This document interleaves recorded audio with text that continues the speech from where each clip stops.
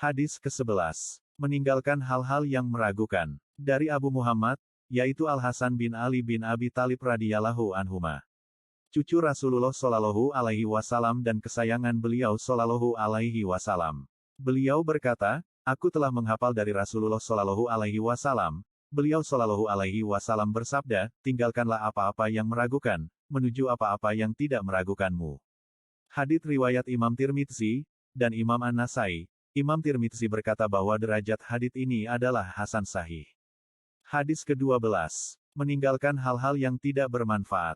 Dari Abu Hurairah radhiyallahu anhu, Rasulullah Shallallahu alaihi wasallam bersabda, di antara tanda kebaikan Islam seseorang adalah dengan meninggalkan hal-hal yang tidak bermanfaat bagi dirinya. Hadis riwayat Imam Tirmidzi, derajat hadits ini adalah hasan. Hadis ke-13. Mencintai sesama muslim. Dari Abu Hamzah, yaitu Anas bin Malik radhiyallahu anhu. Seorang sahabat yang merupakan pelayan Rasulullah Shallallahu alaihi wasallam.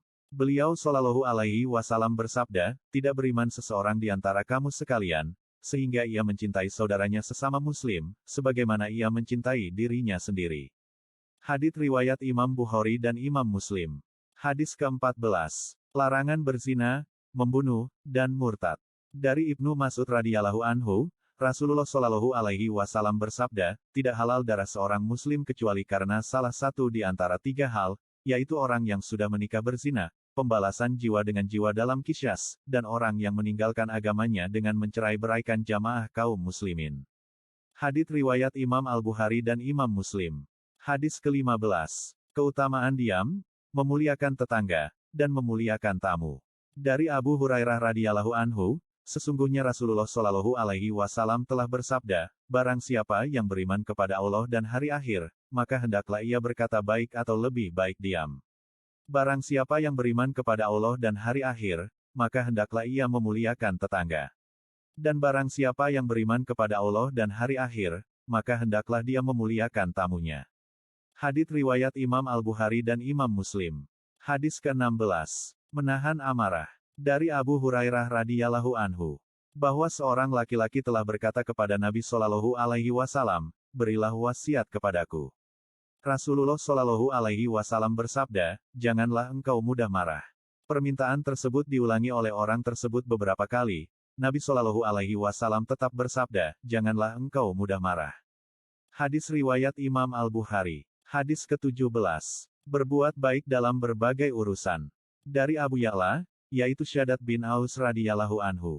Rasulullah Shallallahu alaihi wasallam bersabda, sesungguhnya Allah telah mewajibkan berbuat baik dalam segala hal. Maka jika kamu membunuh dalam perang, maka bunuhlah dengan baik. Dan jika kamu menyembelih hewan, maka sembelihlah dengan cara yang baik pula. Dan hendaklah kamu sekalian menajamkan alat sembelihnya, dan menenangkan hewan sembelihannya.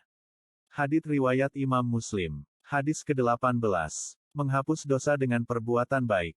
Dari Abu Dzar, yaitu Jundub bin Junadah radhiyallahu anhu. Dan Abu Abdurrahman, yaitu Muaz bin Jabal radhiyallahu anhu. Rasulullah Shallallahu alaihi wasallam bersabda, bertakwalah kepada Allah, di mana saja engkau berada. Dan ikutilah perbuatan dosa dengan kebaikan. Maka kebaikan tersebut akan menghapusnya. Dan bergaullah dengan sesama manusia, dengan akhlak yang baik. Hadits riwayat Imam Tirmidzi, dan beliau berkata bahwa derajat hadits ini adalah hasan sahih. Hadis ke-19. Meminta pertolongan hanya kepada Allah. Dari Abu Al-Abbas, yaitu Abdullah bin Abbas radhiyallahu anhu. Dia berkata, pada suatu hari saya pernah dibonceng oleh Nabi Shallallahu alaihi wasallam. Beliau kemudian bersabda, wahai anak muda, aku akan mengajarkan kepadamu beberapa kalimat. Jagalah Allah, niscaya Dia akan menjagamu. Jagalah Allah, niscaya kamu akan mendapatinya di hadapanmu. Jika kamu minta tolong, maka minta tolonglah kepada Allah. Ketahuilah, sekiranya semua manusia berkumpul untuk memberikan suatu manfaat kepadamu, maka niscaya mereka tidak akan mampu memberikan manfaat apapun, kecuali yang memang sudah ditakdirkan untuk dirimu. Dan sekiranya semua manusia bersatu untuk membahayakan dirimu, maka niscaya mereka tidak akan mampu memberikan bahaya apapun, melainkan yang sudah ditakdirkan atasmu. Pena-pena takdir sudah diangkat, dan lembaran takdir sudah mengering. Hadits riwayat Tirmidzi, dengan derajat hasan. Dalam riwayat lainnya, hadits ini diriwayatkan dengan redaksi, Hendaklah kamu selalu mengingat Allah, niscaya kamu akan mendapatinya di hadapanmu. Hendaklah kamu mengingat Allah di waktu lapang atau senang. Niscaya Allah akan mengingatmu di saat kamu sempit atau susah. Ketahuilah, bahwa semua hal yang tidak ditakdirkan untukmu, maka tidak akan menimpamu. Dan segala hal yang ditakdirkan menimpamu tidak akan pernah terhindar darimu.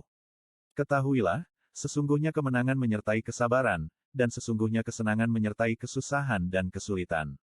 Hadis ke-20. Keutamaan sifat malu. Dari Abu Mas'ud, yaitu Uqbah bin Amr al-Ansori al-Badri radhiyallahu anhu. Rasulullah Shallallahu alaihi wasallam bersabda, sesungguhnya di antara perintah pertama dari kalimat kenabian yang diterima oleh manusia adalah, jika engkau tidak malu, maka berbuatlah sekehendakmu. Hadits riwayat Imam Al-Bukhari. Hadis ke-11. Meninggalkan hal-hal yang meragukan. Dari